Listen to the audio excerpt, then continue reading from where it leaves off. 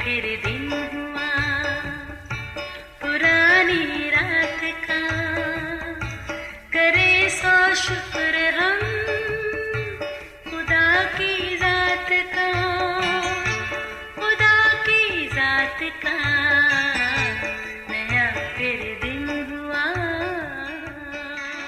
आज की आयत, वो बुरी खबर से ना डरेगा। खुदावंद पर तवक्कल करने से उसका दिल कायम है, उसका दिल बरकरार है, वो डरने का नहीं। ज़बूर 112 7वीं आयत। अजीज़ों, धूप छाँव, गम और खुशी ये ज़िंदगी की वो हकीकतें हैं जिनसे इनकार नहीं किया जा सकता, मगर ज़िंदगी देने वाले खुदा का शुक्रिया अदा करते हैं जो इन सब पर इख्तियार रखता है। डर और खौफ वो अनासर हैं जो हमारी ज़िंदगी पर मनफी असरात डालते हैं, जिनके बायस हम कमज़ोर पड़ जाते हैं और मायूसी और नाउमीदी की गहराइयों में गिरते चले जाते हैं। ऐसी कैफियत ही अज़ली दुश्मन की हमारे लिए ख्वाहिश है। चालाक दुश्मन हमारी कमज़ोरियों से बाखूबी वाकिफ़ है और वो इसी के मुताबिक हम पर वार करता है। अजीज़ों, मुआशरा इंसान से बनता है। अगर इंसान ही मायूसी, नाकामी और बदहाली का शिकार होगा तो मुआशरे पर भी डर और खौफ के साए मंडलाते रहेंगे। ये अबलीसी साए बसेरा भी वहीं करते हैं जहां उनके पनपने के लिए हालात साजगार होते हैं। बिलाशुबा ये मनफी हालात हमारे दुश्मन की तरफ से ही हैं जो हमें तबाही की तरफ ले जाना चाहता है, ताकि हमें तख्लीक करने वाले खालिक खुदा के मंसूबे को नाकाम बनाए। अजीज़ों, जिस दुनिया में हम रह रहे हैं वो गुनाह के बायस पूरी तरह इंतशार का शिकार है। हमारे चारों तरफ डर, खौफ, मायूसी और नाउमीदी घात लगाए बैठे हैं और हमें हर पल एक धड़का सा लगा रहता है। असल में ये हमारी अपनी मनफी सोच है जो हमें सुख चैन से रहने नहीं देती। वो खालिक खुदा से दूरी है। अफसोस का मकाम ये है कि हम सब कुछ वही तो कर रहे हैं जो हमारा मुखालिफ अबलीस चाहता है।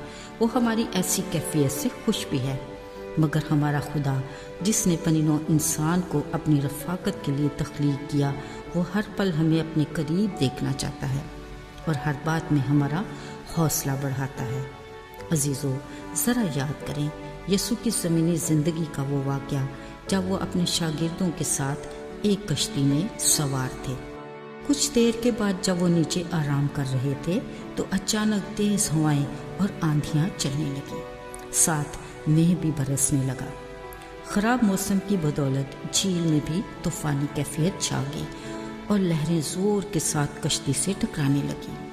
शागिर्द एकदम बदलते मौसम के ख़तरनाक तेवर देखकर घबरा गए। कश्ती भी बुरी तरह हचकोले खाते गोया डूबने लगी। अचानक शागिर्दों को ख्याल आया कि कश्ती में उनका उस्ताद मौजूद है। बेसाख्ता चिल्लाने लगे, आए उस्ताद, तुझे खबर नहीं हम हलाक हुआ चाहते हैं। यीशु ने उठकर सिर्फ इतना ही कहा, थम जा, और तूफान थम गया। उनके मुंह से निकले अल्फाज की कुव्वत से हर तरफ अमन और सुकून हो गया। पास खड़े खौफज़दा घबराए शागिर्द हैरान रह गए। बोले, ये कौन है कि आंधी और तूफान भी इसका हुक्म मानते हैं? यीशु ने उन्हें कहा, आए कम इक्का दो, मैं कब तक तुम्हारे साथ रहूँगा। अजीज़ों, आज भी हम ऐसी ही दुनिया में रह रहे हैं जहाँ चारों तरफ बुरे हालात हैं। दिन भर ऐसी बुरी खबरें सुनने को मिलती हैं कि जी दहल जाता है। अगरचे ये कोई अनहोनी बात नहीं, मगर फिर भी हमारे खौफ के पुकारते हैं, आए खुदावन तू कहाँ है? असल में हमारी नज़र असल गोल से हट जाती है, इसलिए हम अपने आसपास के माहौल से घबरा जाते हैं। लेकिन अगर हमारे जीवन की कश्ती में हमारा मसीह है तो फिर हमें भरोसा रखना चाहिए कि वो हमें कभी डूबने नहीं देगा। जब वो अपने वादे के मुताबिक हमारे साथ है तो डर किस बात का?